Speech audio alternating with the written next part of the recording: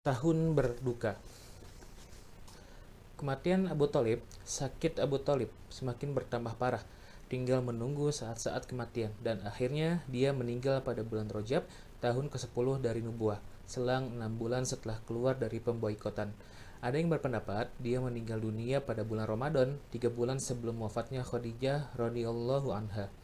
Di dalam As-Sahih disebutkan dari Al-Musayyib bahwa tatkala ajal menghampiri Abu Thalib, Nabi Shallallahu Alaihi Wasallam menemuinya, yang saat itu di sisinya ada Abu Jahal. Wahai paman, ucapkanlah la ilaha illallah, satu kalimat yang dapat engkau jadikan hujjah di sisi Allah. Sabda beliau. Abu Jahal dan Abdullah bin Abu Umayyah menyela, wahai Abu Thalib, apakah engkau tidak menyukai agama Abdul Muttalib? Keduanya tak pernah berhenti mengucapkan kata-kata ini hingga pernyataan terakhir yang diucapkan Abu Thalib, tetap berada pada agama Abdul Muthalib. Beliau bersabda, aku benar-benar akan memohon ampunan bagimu, wahai paman, selagi aku tidak dilarang melakukannya. Lalu turun ayat, tiadalah sepatutnya bagi Nabi dan orang-orang yang beriman memintakan ampunan kepada Allah bagi orang-orang musyrik, walaupun orang-orang musyrik itu adalah kaum kerabatnya. Sesudah jelas bagi mereka bahwasanya orang-orang musyrik itu adalah penghuni neraka jahanam. Surat At-Taubah ayat 113. Allah juga menurunkan ayat, sesungguhnya kamu tidak akan dapat memberi petunjuk kepada orang yang kamu kasihi, tetapi Allah memberi petunjuk kepada orang-orang yang dikehendakinya, dan Allah lebih mengetahui orang-orang yang mau menerima petunjuk. Al-Qasas ayat 56. Tidak bisa dibayangkan apa saja perlindungan yang diberikan Abu Thalib terhadap Rasulullah Shallallahu Alaihi Wasallam. Dia benar-benar menjadi benteng yang ikut menjaga dakwah Islam dari serangan orang-orang yang sombong dan dungu. Namun sayang, dia tetap berada pada agama leluhurnya, sehingga sama sekali tidak mendapat keberuntungan. Di dalam As-Sahih disebutkan dari Al-Abbas bin Abdul Muttalib, dia berkata kepada Nabi Shallallahu Alaihi Wasallam, engkau sangat membutuhkan paman engkau karena dia telah melindungi engkau sekalipun dia membuat engkau marah. Beliau bersabda, dia berada di neraka yang dangkal. Kalau tidak karena aku, tentu dia berada di tingkatan neraka yang paling bawah. Dari Abu Sa'id Al-Khudri bahwa dia pernah mendengar Nabi Shallallahu Alaihi Wasallam bersabda, semoga syafaatku bermanfaat baginya pada hari kiamat nanti, sehingga dia diletakkan di neraka yang dangkal, hanya sebatas tumitnya saja. Khadijah menyusul ke rahmatullah. Kira-kira 2 atau 3 bulan setelah Abu Thalib meninggal dunia, Ummul Mukminin Khadijah Al-Kubra meninggal dunia pula, tepatnya pada bulan Ramadan pada tahun ke-10 dari nubuah, pada usia 65 tahun, sementara usia beliau saat itu 50 tahun. Khadijah termasuk salah satu nikmat yang dianugerahkan Allah kepada Rasulullah Shallallahu Alaihi Wasallam. Dia mendampingi selama seperempat abad, menyayangi beliau di kala resah, melindungi beliau pada saat-saat yang kritis, menolong beliau dalam menyebarkan risalah, mendampingi beliau dalam menjalankan jihad yang berat, rela menyerahkan diri dan hartanya kepada beliau. Rasulullah Shallallahu Alaihi Wasallam bersabda tentang dirinya, dia beriman kepadaku saat semua orang mengingkariku, membenarkan aku selagi semua orang mendustakan aku, menyerahkan hartanya kepadaku selagi semua orang tidak mau memberikannya. Allah menganugerahiku anak darinya selagi wanita selainnya tidak memberikan kepadaku. Di dalam Sahihul Bukhari dari Abu Hurairah radhiyallahu an, dia berkata, Jibril mendatangi Nabi Shallallahu Alaihi Wasallam seraya berkata, wahai Rasulullah, inilah Khadijah yang datang sambil membawa bejana yang di dalamnya ada lauk atau makanan atau minuman. Jika dia datang, sampaikan salam kepadanya dari Rabbnya dan sampaikan kabar kepadanya tentang sebuah rumah di surga yang di dalamnya tidak ada suara hiruk pikuk dan keletihan. Subbagian duka yang bertumpuk-tumpuk. Dua peristiwa ini telah terjadi dalam jangka waktu yang tidak terpaut lama, sehingga menorehkan perasaan duka dan lara di hati Rasulullah Shallallahu Alaihi Wasallam. Belum lagi cobaan yang dilancarkan kaumnya, karena dengan kematian keduanya mereka semakin berani menyakiti dan mengganggu beliau. Mendung menjadi bertumpuk-tumpuk sehingga beliau hampir putus asa menghadapi mereka. Untuk itu beliau pergi ke Taif dengan setitik harapan mereka berkenan menerima dakwah atau minimal mau melindungi dan mengeluarkan pertolongan dalam menghadapi kaum beliau.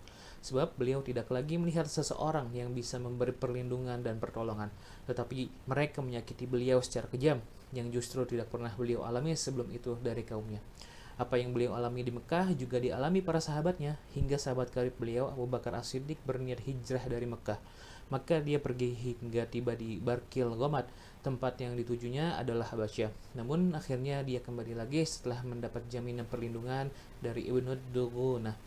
Menurut Ibnu Ishaq, setelah Abu Thalib meninggal dunia, orang-orang Quraisy semakin bersemangat untuk menyakiti Rasulullah SAW daripada saat dia masih hidup, sehingga ada di antara mereka yang tiba-tiba mendekati beliau lalu menaburkan debu di atas kepala beliau.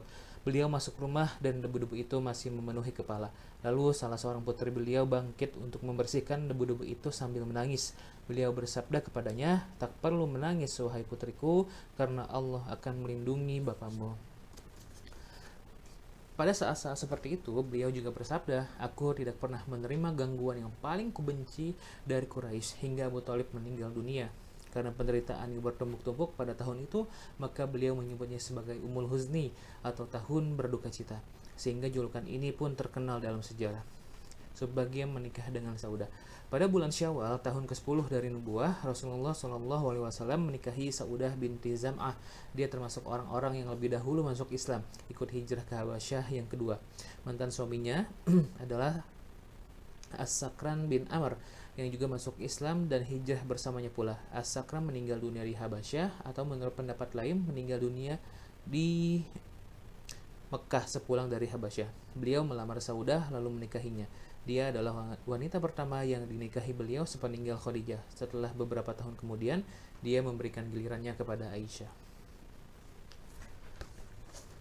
Faktor-faktor yang menguatkan kesabaran, ketabahan, dan keteguhan hati.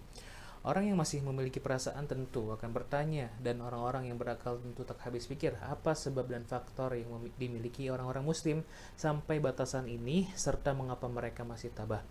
Bagaimana mungkin mereka bisa bersabar menghadapi berbagai macam tekanan yang bisa membuat kulit merinding dan hati bergetar hanya dengan mendengarkannya saja? Karena pertanyaan-pertanyaan yang mengusik hati inilah kami merasa perlu mengisyaratkan secara ringkas beberapa faktor dan sebab tersebut.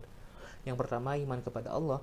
Sebab yang paling pokok adalah iman kepada Allah semata dan mengetahuinya dengan sebenar-benarnya pengetahuan. Iman yang mantap disertai keteguhan hati bisa disejajarkan dengan sebuah gunung yang tidak bisa diusik. Orang memiliki iman yang kuat dan keyakinan yang mantap seperti ini, melihat kesulitan dunia seperti apapun beratnya dan banyaknya, tak ubahnya riak-riak buih di atas aliran sedikit air yang akan menjebol bendungan yang amat kokoh.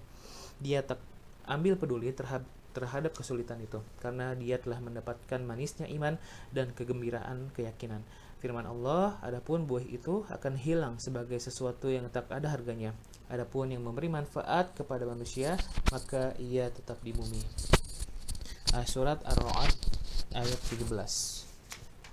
Dari satu faktor ini saja sudah merangkum faktor-faktor lain yang sekaligus menguatkan kesabaran dan ketabahan tersebut.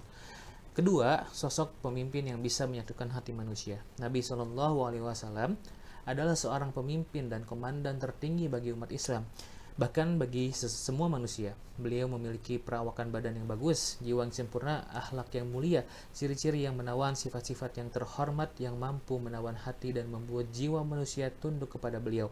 Perawakan dan penampilan beliau benar-benar sempurna, tak seorang pun yang menyamainya. Ditambah lagi dengan kemuliaan, kecerdasan, kebaikan, keutamaan, amanah, kejujuran, dan segala hal yang baik ada pada diri beliau. Musuh pun mengakui hal ini, terlebih lagi rekan-rekan dan orang-orang yang mencintai beliau. Tidak ada satu kata pun yang dinyatakan seseorang kecuali pasti mengakui kebenaran semua ini.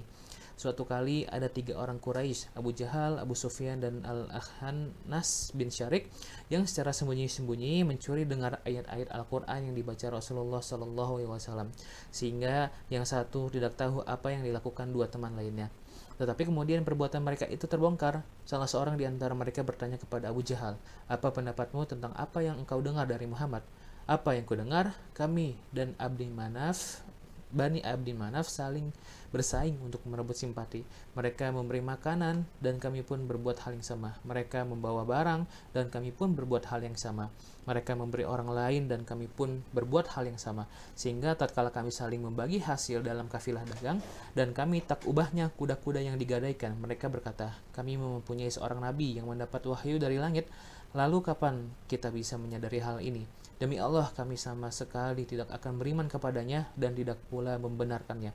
Abu Jahal pernah berkata, "Wahai Muhammad, kami tidak mendustakan dirimu, tetapi kami mendustakan apa yang engkau bawa." Lalu Allah menurunkan ayat, "Mereka sebenarnya bukan mendustakan kamu, akan tetapi orang-orang yang zalim itu mengingkari ayat-ayat Allah." Al-An'am ayat 33. Suatu hari, beliau disakiti orang-orang kafir sebanyak 3 kali. Pada kali ketiga beliau bersabda, "Wahai semua orang Quraisy, aku datang kepada kalian membawa korban." Kata-kata beliau ini mengiang-ngiang di benak mereka, sehingga orang yang sangat terpengaruh sabda beliau ini benar-benar berupaya mencari cara yang paling baik untuk menghibur dirinya.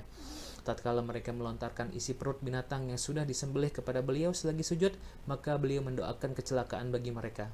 Tawa mereka langsung berhenti dan dibayangi perasaan takut dan gelisah dengan disertai keyakinan bahwa mereka pasti akan binasa. Beliau juga pernah mendoakan kecelakaan bagi Utbah bin Abu Lahab. Dia tetap merasa yakin akan tertimpa kecelakaan seperti doa beliau. Maka tatkala dia melihat singa selagi pergi ke Syam, dia berkata, "Demi Allah, singa itu pasti akan mencaplokku sementara Muhammad ada di Mekah."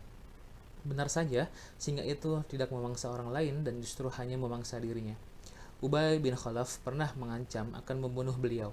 Namun beliau bersabda, "Akulah yang akan membunuhmu insya Allah."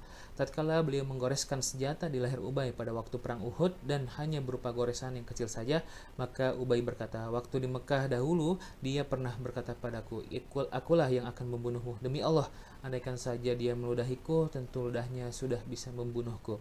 Sa'ad bin Mu'adz pernah berkata kepada Umayyah bin Khalaf saat masih di Mekah, "Aku mendengar Rasulullah SAW bersabda, sesungguhnya orang-orang muslim akan menyerangmu." Dia langsung tercengang dan kaget mendengarnya dan bersumpah tidak akan keluar dari Mekah.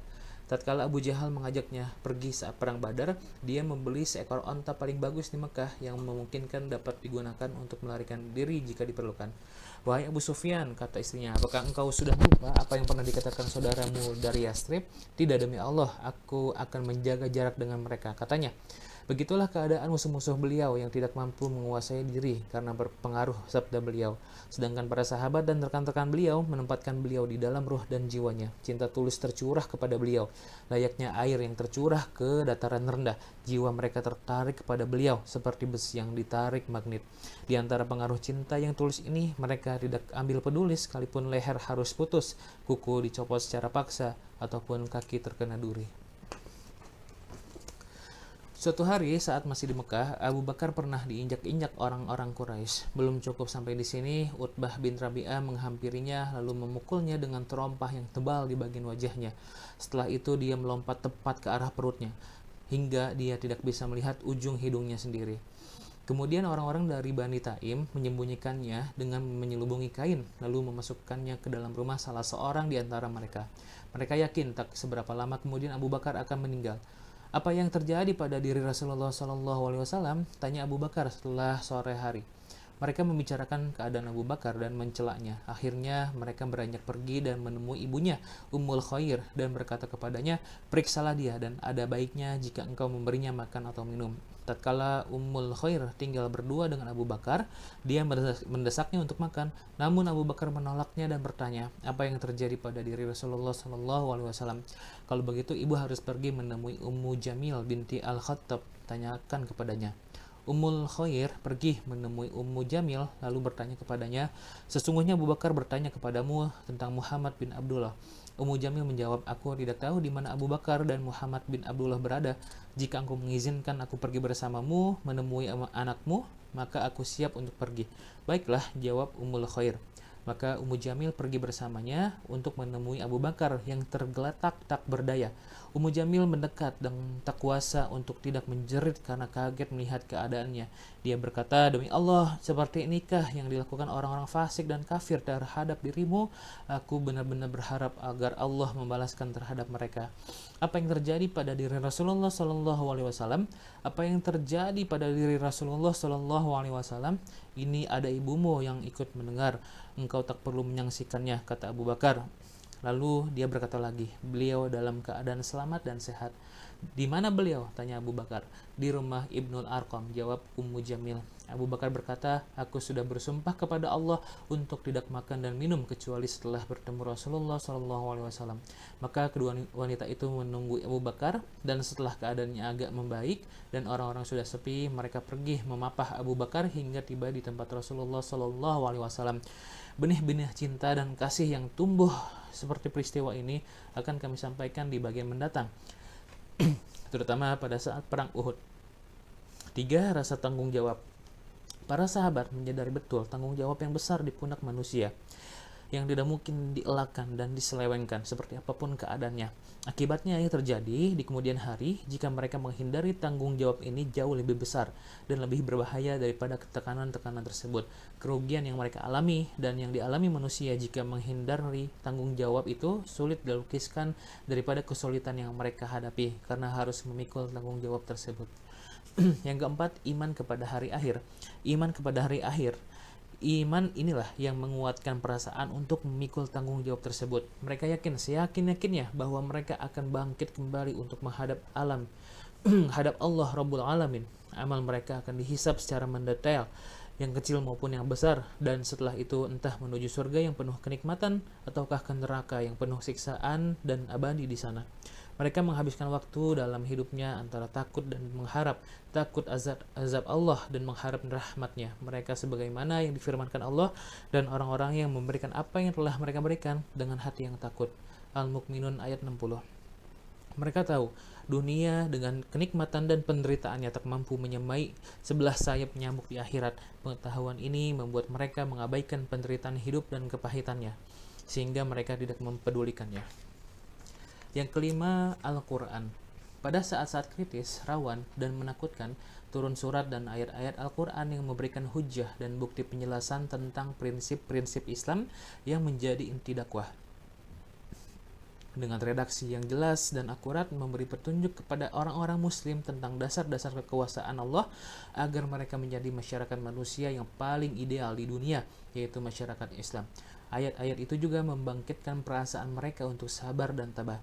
Ayat-ayat itu bisa berupa contoh-contoh perumpamaan dan pasti menjelaskan hukum kepada mereka. Firman Allah, apakah kamu mengira bahwa kamu akan masuk surga padahal belum datang kepadamu cobaan sebagaimana halnya orang-orang terdahulu sebelum kamu? Mereka ditimpa oleh malapetaka dan kesengsaraan serta digoncangkan dengan bermacam-macam cobaan sehingga berkatalah Rasul dan orang-orang yang beriman bersamanya, bilakah datangnya pertolongan Allah? Ingatlah, sesungguhnya pertolongan Allah itu amat dekat. Al-Baqarah ayat 214. Alif Lam Mim. Apakah manusia itu mengira bahwa mereka dibiarkan saja mengatakan kami telah beriman, sedang mereka tidak diuji lagi? Dan sesungguhnya kami telah menguji orang-orang yang sebelum mereka. Maka sesungguhnya Allah mengetahui orang-orang yang benar, dan sesungguhnya Dia mengetahui orang-orang yang dusta. Al-Ankabut ayat 1-3. Ayat-ayat itu juga ada yang memberikan sanggahan terhadap orang-orang kafir dan membangkang dengan sanggahan yang telak, sehingga sama sekali tidak memberi angin kepada mereka. Kemudian memperingatkan mereka tentang akibat yang sangat mengerikan jika mereka tetap bertahan dengan pembangkangan dan pengingkarannya yang dikuatkan dengan berbagai peristiwa sejarah, agar mereka mau berpaling dari kesesatannya. Al-Quran membawa orang-orang muslim berjalan di alam lain, membuat mereka tahu berbagai kejadian alam, keindahan rububiyah, kesempurnaan uluhiyah, pengaruh rahmat dan keridhaan Allah, lalu menyusupkan perasaan kasih ke dalam dirinya. Di dalam ayat-ayat itu terkandung seruan bagi orang-orang muslim yang memberikan kabar gembira kepada mereka tentang rahmat, keridhaan, dan surga yang penuh kenikmatan bagi mereka, melukiskan gambaran dan musuh-musuh mereka dari kalangan orang-orang kafir dan zalim. Yang keenam, kabar gembira tentang datangnya keberhasilan. Sejak semula, orang-orang muslim sudah menyadari bahwa mereka akan mendapat kesulitan dan tekanan. Sekalipun begitu, dengan masuk Islam bukan berarti mereka hendak menentang bahaya dan maut, tetapi dakwah Islam sejak semula dimaksudkan untuk mengenyahkan kehidupan jahiliyah yang bodoh dan aturan-aturan yang semena-mena. Tujuan lain yang fundamental dari dakwah Islam ialah menyebarkan pengaruh di bumi dan menguasai sektor politik dalam kehidupan dunia untuk menuntun manusia dan masyarakat kepada keridhaan Allah dan mengeluarkan mereka dari penyembahan terhadap hamba kepada penyembahan terhadap Allah. Al-Quran turun dengan membawa kabar gembira ini, kadang diungkapkan secara gamblang dan kadang diungkapkan menggunakan kiasan. Pada saat-saat yang genting dan krisis, sehingga bumi ini terasa sempit bagi orang-orang muslim, membuat leher mereka terasa tercekik dan hidup mereka seperti tak akan berlanjut lagi, turun ayat-ayat yang menjelaskan perjalanan hidup para nabi terdahulu di tengah kaumnya yang diingkari dan didustakan. Kandungan ayat-ayat itu berisi berbagai keadaan yang tak berbeda jauh dengan keadaan orang-orang muslim di Mekah dan orang-orang kafir. Kemudian ayat-ayat itu juga menyebutkan kesudahannya, berupa kehancuran orang-orang kafir dan zalim. Sedangkan hamba-hamba Allah berhak mewarisi dunia dan seisinya. Kisah-kisah ini merupakan isyarat yang sangat jelas tentang kegagalan penduduk Mekah yang kafir di kemudian hari, keberhasilan orang-orang muslim dan kesuksesan dakwah Islam. Pada saat-saat itulah turun ayat-ayat yang menegaskan kabar gembira kemenangan orang-orang muslim. Firman-Nya, dan sesungguhnya telah tetap janji kami kepada hamba-hamba kami yang menjadi rasul, yaitu sesungguhnya mereka itulah yang pasti mendapat pertolongan, dan sesungguhnya tentara kami itulah yang pasti menang. Maka berpalinglah kamu Muhammad dari mereka sampai suatu masa, dan terangkanlah kepada mereka, maka kelak mereka akan melihat azab itu. Maka apakah mereka meminta supaya siksa kami disegerakan? Maka apabila siksaan itu turun di halaman mereka, maka amat buruklah bagi hari yang dialami oleh orang-orang yang diperingatkan itu. As-Saffat ayat 171 sampai 177. Golongan itu pasti akan dikalahkan dan mereka akan mundur ke belakang. Al-Qamar ayat 45. Suatu tentara yang besar berada di sana dari golongan-golongan yang berserikat pasti akan dikalahkan. Shad ayat 11. Turun pula ayat-ayat tentang orang-orang muslim yang hijrah ke Habasyah. Dan orang-orang yang berhijrah karena Allah sesudah mereka dianiaya, pasti kami akan memberikan tempat yang bagus kepada mereka di dunia. Dan sesungguhnya pahala di akhirat adalah lebih besar kalau mereka mengetahui. An-Nahl ayat 41.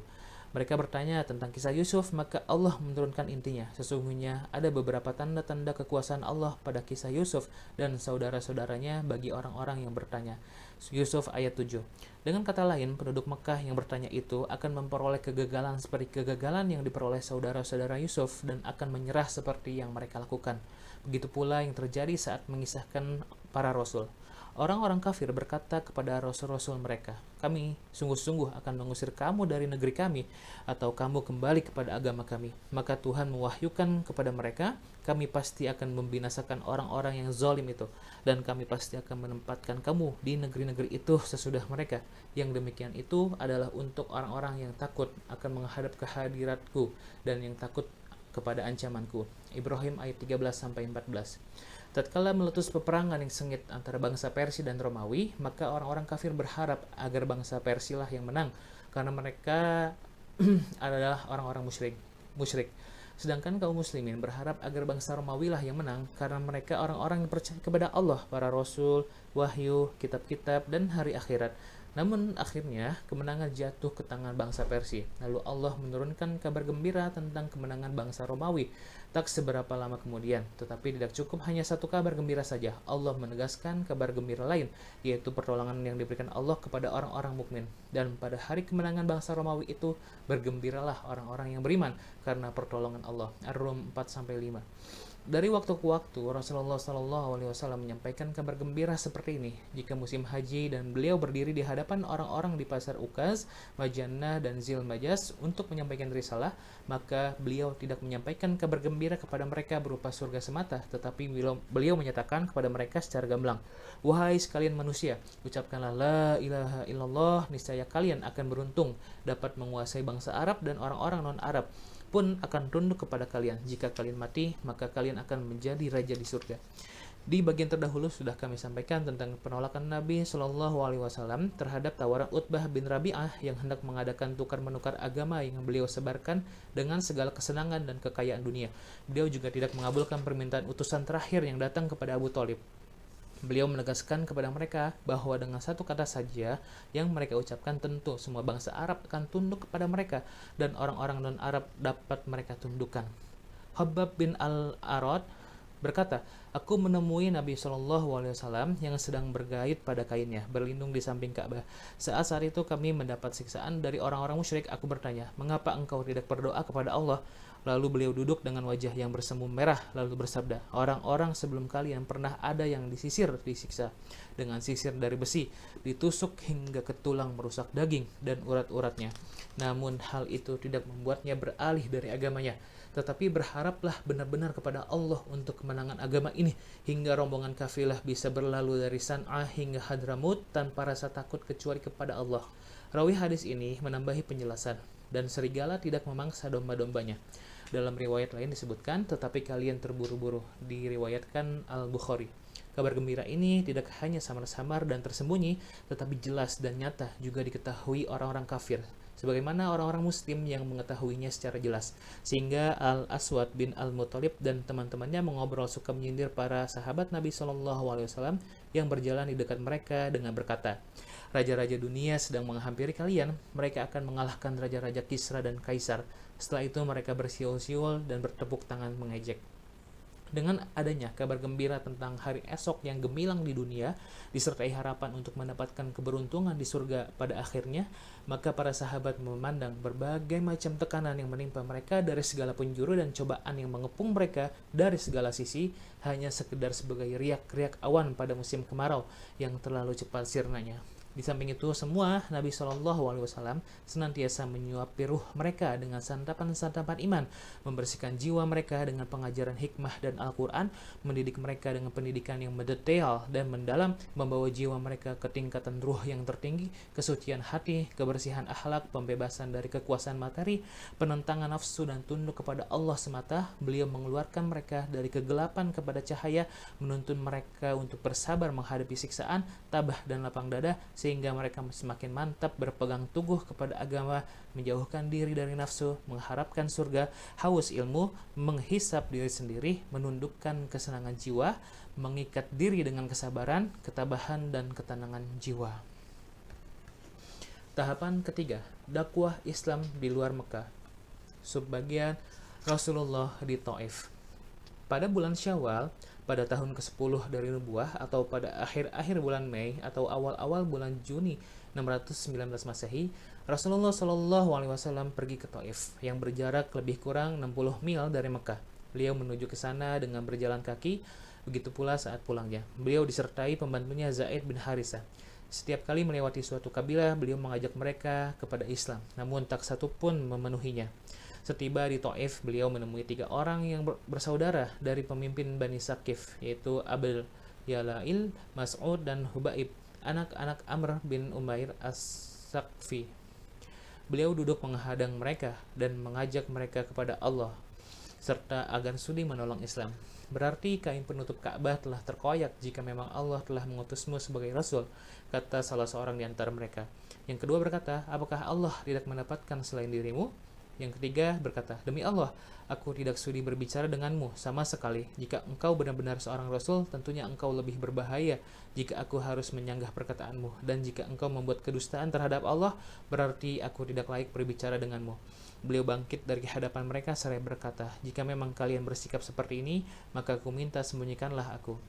Beliau berada di tengah penduduk Taif selama 10 hari. Setiap pemuka masyarakat Taif yang datang menemui beliau pasti diajaknya berbicara dan diserunya. Akhirnya mereka berkata, usir orang ini dari negeri kita dan kerahkan semua rakyat untuk memperdayainya. Tatkala beliau hendak pergi, orang-orang yang jahat di antara mereka dan para hamba sahaya membututi beliau sambil mencaci maki dan berteriak-teriak terhadap beliau sehingga semua orang berkerumun mengelilingi beliau. Kemudian mereka membentuk 2 barisan dan melemparkan batu ke arah beliau, diselingi kata-kata cercaan hingga mengenai urat di atas tumit beliau. Tak ayal, terumpah beliau menjadi basah oleh leleran darah. Sementara Zaid bin Harisah membentengi beliau dengan badannya hingga entah berapa banyak luka di kepalanya. Mereka terus berbuat seperti itu hingga tiba di kebun milik Utbah dan Syaibah, anak-anak Rabi'ah yang berjarak 3 mil dari Taif. Setelah itu mereka kembali lagi ke Taif. Rasulullah SAW menghampiri sebatang pohon anggur lalu duduk di bawah rerimbunannya. Setelah duduk beberapa saat dan merasa tenang, beliau mengucapkan doa yang amat terkenal, menunjukkan duka dan lara yang memenuhi hati beliau karena kerasnya siksaan yang beliau terima. Juga didorong rasa memelas karena tak seorang pun yang mau beriman kepada beliau. Saat itu beliau berkata, ya Allah, kepadamu juga aku mengadukan kelemahan kekuatanku, kekurangan siasatku dan kehinaanku di hadapan mereka. Wahai yang paling pengasih di antara para pengasih, engkau adalah Rob orang-orang yang lemah. Engkaulah Robku, kepada siapa hendak engkau serahkan diriku?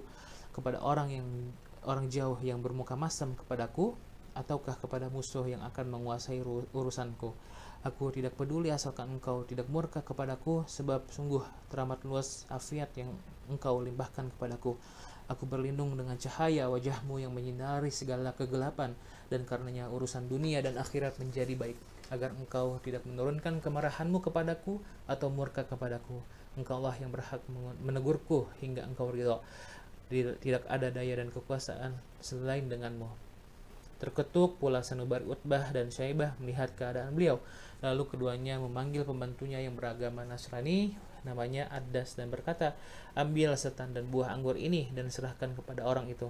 Adas beranjak menemui beliau. Tatkala beliau sudah menerima buah anggur itu, mengelurkan tangan memungutnya, beliau bersabda, Bismillah, kemudian memakannya. Kata-kata ini tidak pernah diucapkan penduduk negeri ini, kata Adas. Dari negeri mana asalmu dan apa pula agamamu? Tanya beliau. Aku seorang Nasrani dari penduduk Ninawi atau Nineveh. Jawab pemuda itu. Dari negeri orang yang soleh, Yunus bin Matta. Sabda beliau.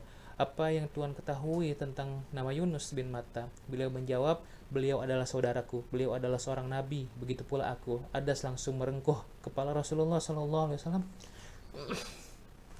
mencium tangan dan kaki beliau. Melihat kejadian itu, kedua anak Rabi'ah saling berbisik. Pembantu itu telah dirusaknya. Celaka kamu, apa yang telah kamu lakukan? Tanya mereka berdua setelah Adas kembali. Wahai tuanku, di dunia ini tidak ada sesuatu pun yang lebih baik daripada orang itu. Dia telah mengabariku sesuatu yang tidak diketahui kecuali oleh seorang nabi, kata Adas. Celaka kamu, hai Adas, janganlah sekali-sekali dia membuatmu keluar dari agamamu, karena agamamu jauh lebih baik daripada agamanya. Rasulullah SAW keluar dari kebun itu dalam keadaan murung, sedih dan hati teriris-iris menuju Mekah.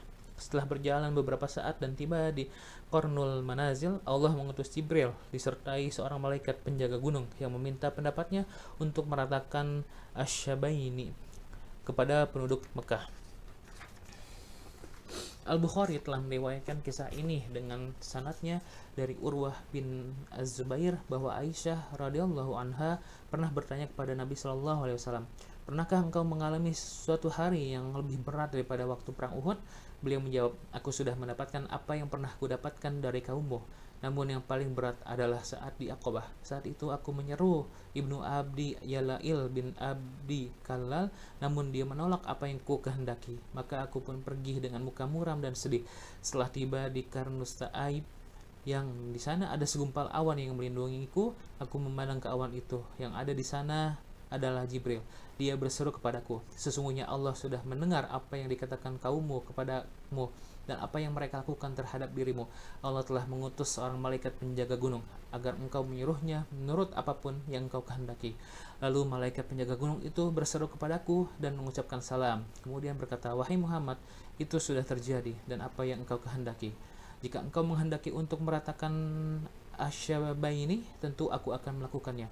Nabi SAW menjawab, bahkan aku berharap kepada Allah dia mengeluarkan dari kalangan mereka orang-orang yang menyembah Allah semata dan tidak menyekutukan siapapun sesuatu pun dengannya. Dalam jawaban yang disampaikan Rasulullah SAW ini tampak kepribadian beliau yang amat menawan dan akhlak beliau yang agung. Sulit dicari bandingannya seperti itu. Rasulullah SAW merasa senang dan hatinya tentram karena mendapat pertolongan gaib yang diulurkan Allah dari atas 7 langit. Kemudian beliau melanjutkan perjalanannya hingga tiba di Wadi Nakhlah dan menetap di sana beberapa hari. Di Wadi Nakhlah ini ada 2 tempat yang sangat strategis sebagai tempat tinggal, karena di sana ada mata air yang cukup besar dan tanahnya subur, namun tidak ada referensi yang bisa membantu bahwa tempat tersebut dijadikan tempat tinggal bagi beliau. Selagi berada di Wadi Nakhlah, Allah mengutus sekumpulan jin yang disebutkan Allah di 2 tempat dalam Al-Quran. Suatu tempat dalam surat Al-Ahqaf. Dan ingatlah ketika kami hadapkan serombongan jin kepadamu yang mendengarkan Al-Quran, maka tatkala mereka menghadiri pembacaannya, lalu mereka berkata, diamlah kamu untuk mendengarkannya. Ketika pembacaan telah selesai, mereka kembali kepada kaumnya untuk memberi peringatan. Mereka berkata, hai kaum kami, sesungguhnya kami telah mendengarkan kitab Al-Quran yang telah diturunkan sesudah Musa, yang membenarkan kitab-kitab yang sebelumnya lagi memimpin kepada kebenaran dan kepada jalan yang lurus. Hai kaum kami, terimalah seruan orang yang menyuruh kepada Allah dan berimanlah kepadanya. Niscaya Allah akan mengampuni dosa-dosa kamu dan melepaskan kamu dari azab yang pedih. Al-Ahqaf ayat 29-31. Satu lagi dalam surat Al-Jin. Katakanlah, hai Muhammad, telah diwahyukan kepadamu bahwasanya telah mendengarkan sekumpulan jin akan Al-Quran, lalu mereka berkata, sesungguhnya kami telah mendengarkan Al-Quran yang menakjubkan, yang memberi petunjuk kepada jalan yang benar, lalu kami beriman kepadanya, dan kami sekali-sekali tidak akan mempersekutukan seseorang pun dengan Tuhan kami. Al-Jin ayat 1-2. Begitu seterusnya hingga ayat ke-15. Dari susunan kalimat yang terdapat dalam ayat-ayat ini, begitu pula dalam berbagai riwayat yang disebutkan tentang penafsiran peristiwa ini, jelaslah bahwa Nabi SAW tidak disebutkan tentang penafsiran peristiwa ini. Jelaslah bahwa Nabi SAW tidak mengetahui kehadiran sekumpulan jin tersebut. Beliau baru tahu setelah Allah menyampaikan ayat-ayat ini. Kehadiran jin-jin ini merupakan kejadian yang pertama dari beberapa riwayat. Dapat diketahui bahwa mereka itu merupakan duta-duta yang sengaja dikirim hingga beberapa kali sesudah itu. Benar, peristiwa ini merupakan pertolongan dalam bentuk lain yang diulurkan Allah dari simpanan gaibnya dengan disertai pasukannya yang tidak diketahui kecuali olehnya. Kemudian ayat-ayat yang diturunkan dalam kesempatan itu juga terkandung kabar gembira tentang keberhasilan dakwah Nabi SAW. Kekuatan macam apapun dari berbagai kekuatan alam tidak akan mampu menghalangi keberhasilannya. Dan orang yang tidak menerima seruan orang yang menyeru kepada Allah, maka dia tidak akan melepaskan diri dari azab Allah di muka bumi, dan tidak ada baginya pelindung selain Allah. Mereka itu dalam kesesatan yang nyata. Al-Ahqaf ayat 32. Dan sesungguhnya kami mengetahui bahwa kami sekali-sekali tidak akan dapat melepaskan diri dari kekuasaan Allah di muka bumi, dan sekali-kali tidak pula dapat melepaskan diri daripadanya dengan lari. Al-Jin ayat 12. Dengan pertolongan dan adanya kabar gembira itu, riak-riak awan kesedihan dan keputusasaan menjadi tersibak. Yang semenjak pergi ke Taif, wajah beliau selalu muram, bahkan setelah kembali ke Mekah pun beliau masih tampak muram. Dengan keadaan seperti ini, beliau menyusun langkah baru untuk menyebarkan Islam dan menyampaikan risalah Allah yang abadi dengan semangat baru dan optimisme baru pula. Saat itu Zaid bin Harisah bertanya kepada beliau, bagaimana cara engkau memasuki Mekah, padahal mereka, orang-orang Quraisy, sudah mengusir engkau. Wahai Zaid, sesungguhnya Allah pasti akan menciptakan kelonggaran dan jalan keluar dari masalah yang kau lihat. Sesungguhnya Allah akan menolong agamanya dan memenangkan nabinya. Rasulullah SAW melanjutkan perjalanan, dan setelah mendekati Makkah, beliau menetap di Hiro. Dari sana beliau mengutus seorang laki-laki dari Bani Khuza'ah untuk menemui Al-Akhnas bin Syarik agar dia mau memberikan jaminan perlindungan kepada beliau. Namun dia berkata, aku adalah sekutu Quraisy, padahal sekutu tidak boleh memberi jaminan perlindungan. Lalu beliau mengirim utusan untuk menemui Suhail bin Amr, namun Suhail berkata, sesungguhnya Bani Amir tidak akan memberi jaminan kepada Bani Ka'ab. Beliau mengirim utusan untuk menemui Al-Mut'im bin Adi. Al-Mut'im berkata, baiklah. Kemudian dia mengambil senjatanya dan mengumpulkan kaumnya, lalu berkata kepada mereka, ambillah senjata kalian dan bersiap siagalah di setiap sudut Masjidil Haram, karena aku telah memberi jaminan perlindungan kepada Muhammad. Setelah itu dia mengirim utusan untuk menemui Nabi SAW dan mempersilahkan beliau masuk Mekah. Maka dengan disertai Zaid bin Harisah, beliau memasuki Masjidil Haram dengan aman. Sementara Al-Mut'im Adi berseru di atas hewan tunggangannya, wahai semua orang Quraisy, sesungguhnya aku telah memberikan jaminan perlindungan kepada Muhammad, maka tak seorang pun di antara kalian boleh bertindak semau sendiri terhadap dirinya.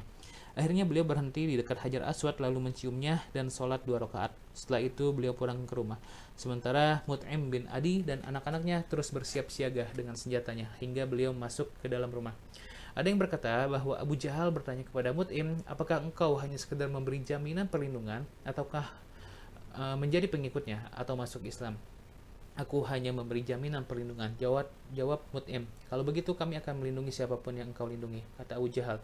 Rasulullah SAW senantiasa teringat perlindungan yang diberikan Mut'im ini, maka beliau bersabda tentang para tawanan perang Badar. Andai kata Al-Mut'im masih hidup, lalu dia meminta kepadaku untuk mengasihi para tawanan ini, tentu aku akan menyerahkan urusan mereka kepadanya.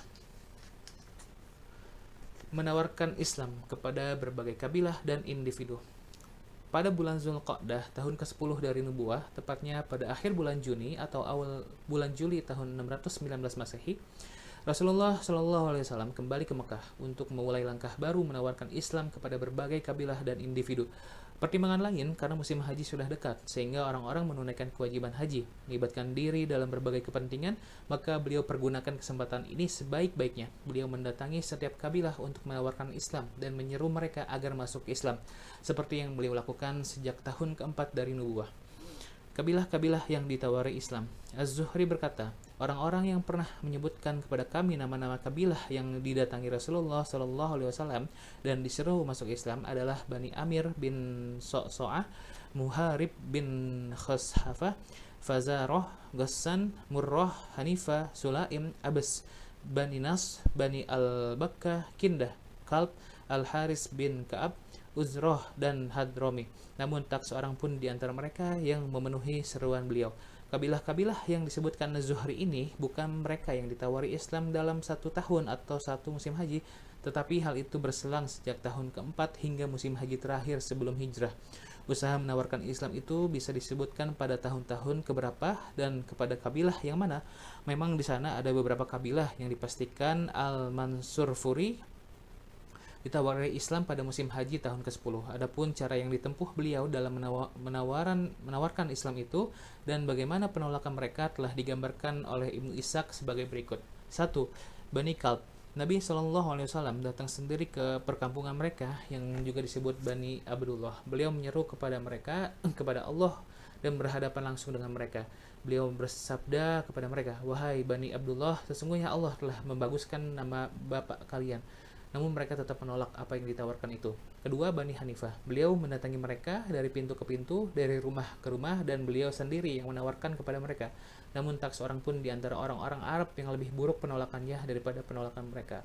3. Bani Amir bin So'so'ah. Beliau mendatangi mereka dan menyuruh mereka kepada Allah. Baiharoh bin Firas adalah salah seorang pemuka mereka, berkata, "Demi Allah, andai kata aku boleh menculik pemuda ini, tentu orang-orang Arab akan melahapnya." Kemudian dia melanjutkan, "Apa pendapatmu jika kami berbaiat kepadamu untuk mendukung agamamu, kemudian Allah memenangkan dirimu dalam menghadapi orang-orang yang menentangmu? Apakah kami masih bisa mempunyai kedudukan sepeninggalmu?" Beliau menjawab, "Kedudukan itu hanya pada Allah, Dia meletakkan menurut kehendaknya." Baiharoh berkata, "Apakah kami harus menyerahkan batang leher kami kepada orang-orang Arab sepeninggalmu? Kalaupun Allah memenangkanmu, toh kedudukan itu juga akan jatuh kepada selain kami. Jadi kami tidak membutuhkan agamamu." Maka mereka semua menolak seruan beliau. Setelah pulang dari menunaikan haji, mereka bercerita kepada seorang tetua mereka yang tidak bisa berangkat ke Mekah karena usianya yang sudah lanjut. "Ada seseorang pemuda Quraisy dari Bani Abdul Muthalib menemui kami yang mengaku sebagai nabi. Dia mengajak kami agar kami mau melindunginya, berdiri bersamanya, dan pergi ke negeri kami bersamanya." Orang tua itu meletakkan kedua tangannya di atas kepala lalu berkata, "Wahai Bani Amir, adakah sesuatu milik Bani Amir yang tertinggal? Adakah seseorang yang mencari barangnya yang hilang? Demi diri fulan yang ada di tangannya, itu hanya dikatakan keturunan Ismail. Itu adalah suatu kebenaran. Mana pendapat yang dahulu pernah kalian kemukakan?" Sebagian orang-orang yang beriman dari selain penduduk Makkah. Di samping Rasulullah menawarkan Islam kepada berbagai kabilah dan utusan, beliau juga menawarkan kepada pribadi dan individu-individu. Di antara mereka yang menolaknya secara baik-baik, ada pula beberapa orang yang beriman tak lama kemudian setelah musim haji. Inilah sekilas gambaran mereka. 1. Suwaid bin Samit. Dia adalah seorang penyair yang cerdas, salah seorang penduduk Yastrib yang dijuluki Al-Kamil oleh kaumnya. Julukan ini diberikan karena faktor warna kulitnya, syairnya, kehormatan, dan nasabnya. Dia datang ke Mekah untuk menunaikan haji dan umroh. Lalu Rasulullah SAW mengajaknya masuk Islam. "Boleh jadi apa yang ada padamu itu sama dengan apa yang ada padaku," katanya. "Apa yang ada padamu?" tanya beliau. "Hikmah Luqman," jawabnya. "Coba tunjukkan padaku." Lalu Suwaid menunjukkannya. Setelah itu beliau bersabda, "Ini kata-kata yang baik, namun apa yang ada padaku jauh lebih utama dari kata-kata itu. Ini adalah Al-Quran yang diturunkan Allah kepadaku, petunjuk dan cahaya." Lalu beliau membacakan Al-Quran dan menyuruh Suwaid agar masuk Islam. Setelah menyatakan masuk Islam, Suwaid berkata, "Ini adalah yang benar-benar bagus." Tapi tak lama setibanya di Yastrib, Madinah, dia terbunuh dalam perang Bu'ats. Adapun keislamannya terjadi pada awal tahun ke-11 dari nubuah. Kedua, Iyas bin Mu'az. Dia seorang pemuda belia dari penduduk Yastrib yang datang ke Mekah bersama rombongan utusan Aus dengan tujuan mencari sekutu dari Quraisy bagi kaumnya untuk menghadapi Khazraj. Hal ini terjadi sebelum meletus perang Bu'ats pada permulaan tahun ke-11 dari nubuah. Sebab bara permusuhan dan perselisihan antara kedua kabilah ini sewaktu-waktu siap meledak, sementara jumlah penduduk Aus lebih sedikit daripada Khazraj. Tatkala mengetahui kedatangan mereka, beliau datang menghampiri mereka dan bersabda, Apakah kalian memiliki sesuatu yang lebih baik daripada apa yang kalian bawa? Apa itu? Mereka balik bertanya. Aku adalah Rasulullah. Dia mengutus tuku kepada manusia untuk menyeru mereka menyembah Allah dan tidak menyekutukan sesuatu pun dengannya, serta menurunkan Alkitab kepadaku. Setelah itu, beliau menjelaskan Islam kepada mereka dan membacakan Al-Quran. Iyas bin Mu'az berkata, "Wahai kaumku, demi Allah, ini lebih baik daripada yang ada pada kalian." Abul Haisar Anas bin Rafi, salah seorang yang ikut dalam rombongan itu, memungut segenggam pasir lalu dia taburkan di muka Iyas seraya berkata, "Nyah engkau, demi Allah, kami datang bukan untuk urusan ini." Iyas hanya diam saja. Rasulullah SAW bangkit dan mereka pulang ke Yastrib tanpa membawa hasil apa-apa dari rencana mereka menjalin persekutuan dengan pihak Quraisy. Setelah mereka tiba di Yastrib dan sebelum Iyas meninggal dunia, dia senantiasa bertahlil, bertakbir, bertahmid dan bertasbih hingga dia meninggal. Mereka meragukan bahwa dia telah masuk Islam. 3. Abu Dzar Al-Ghifari.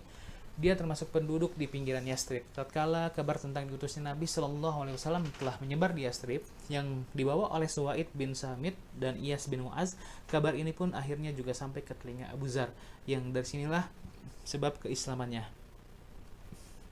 Al-Bukhari meriwayatkan dari Ibnu Abbas, dia menuturkan Abu Dzar berkata, "Aku berasal dari Ghifar. Kami mendengar ada seorang laki-laki di Mekah yang mengaku sebagai nabi. Lalu kukatakan kepada seorang saudaraku, pergilah dan temuilah orang itu serta bicara dengannya. Lalu kembali lagi ke sini dan kabarkanlah kepadaku keadaannya." Maka saudaraku itu pun pergi, dan setelah dirasa urusannya sudah cukup, dia pun kembali. "Kabar apa yang engkau bawa?" tanyaku. "Demi Allah, aku telah melihat seorang laki-laki yang menyuruh kepada kebaikan dan mencegah dari keburukan," jawabnya. "Kabar yang engkau sampaikan ini belum membuatku puas," kataku. Setelah itu aku mengambil kantong barang dan sebatang tongkat, lalu pergi menuju Mekah. Aku belum tahu sama sekali nabi tersebut, dan untuk menanyakan dirinya pun aku merasa riskan. Aku minum dari air Zam-Zam dan diam saja di masjid. Ali lewat di dekatku dan berkata, "Sepertinya dia orang asing." "Memang aku orang asing," kataku. "Kalau begitu ikutlah aku ke tempat penginapan," katanya. Maka aku mengikutinya. Karena dia tidak bertanya apa-apa kepadaku, aku pun juga tidak bertanya apa-apa, seperti tidak mengabarkan sesuatu pun kepadanya. Esok harinya aku pergi lagi ke masjid untuk bertanya tentang nabi tersebut, tapi tak seorang pun yang memberiku sedikit informasi kepadaku. Lalu Ali lewat lagi di dekatku seraya berkata, "Apakah orang ini tidak tahu lagi jalan ke tempat penginapannya?" "Belum," jawabku.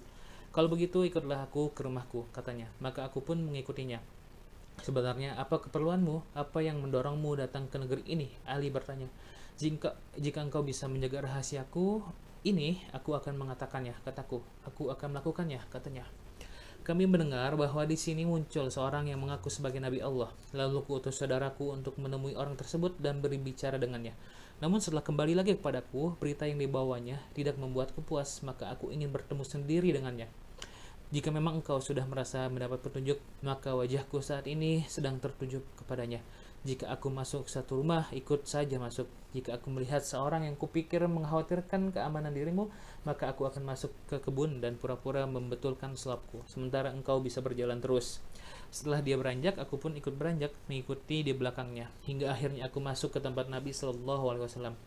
"Jelaskan Islam kepadaku," kataku kepada beliau. Beliau menjelaskannya kepadaku, dan seketika itu pula aku masuk Islam.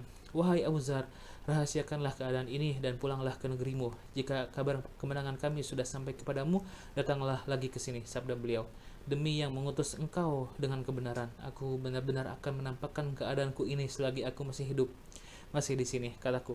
Setelah itu aku pergi ke masjid, yang saat itu orang-orang Quraisy sedang berada di sana. Aku berteriak, "Wahai orang-orang Quraisy, aku bersaksi bahwa tidak ada ilah selain Allah, dan aku bersaksi bahwa Muhammad adalah hamba dan rasulnya."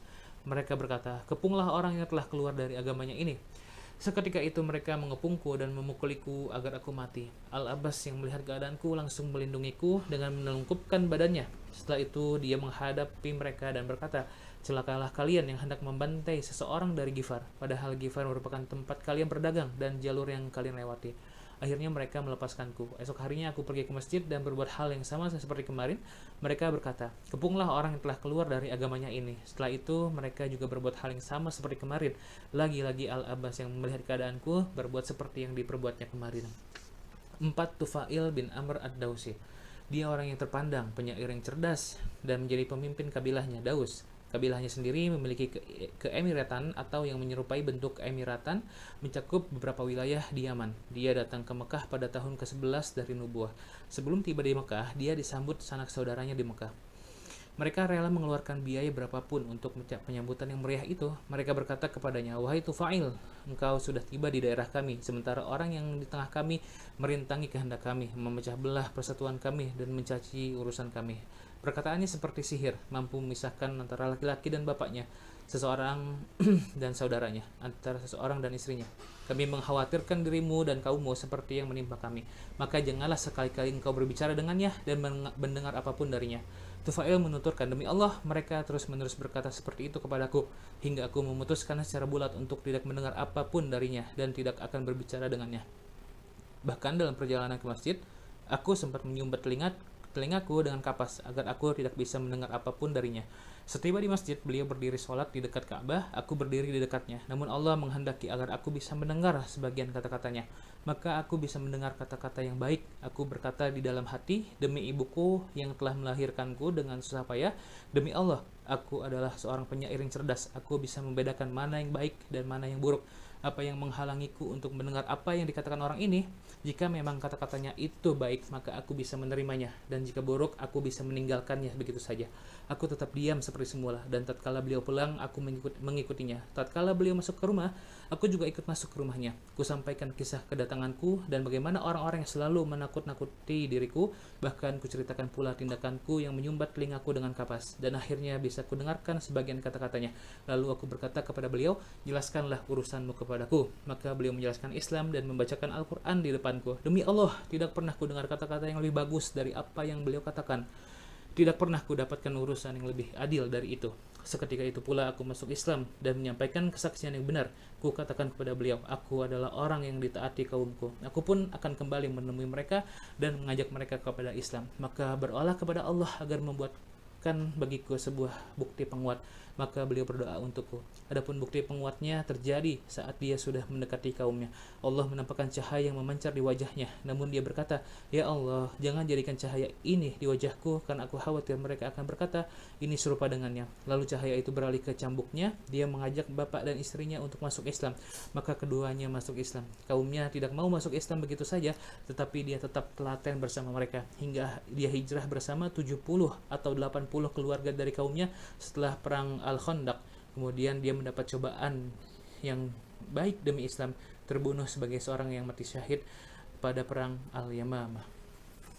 Dimat Al-Azdi. Dia berasal dari Az-Syanu'ah dari Yaman dan biasa memberi pengobatan dengan cara menghembuskan angin. Dia tiba di Mekah dan mendengar orang-orang berkata, "Sesungguhnya Muhammad adalah orang gila."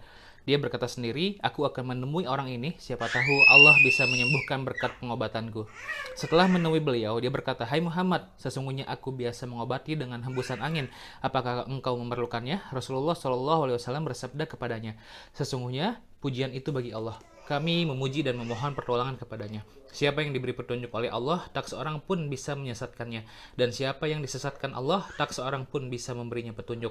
Aku bersaksi bahwa tiada ilah selain Allah semata, yang tiada sekutu baginya, dan aku bersaksi bahwa Muhammad adalah hamba dan rasulnya." "Tolong ulangi lagi semua kata-katamu tadi," katanya. Maka beliau mengulanginya lagi hingga 3 kali.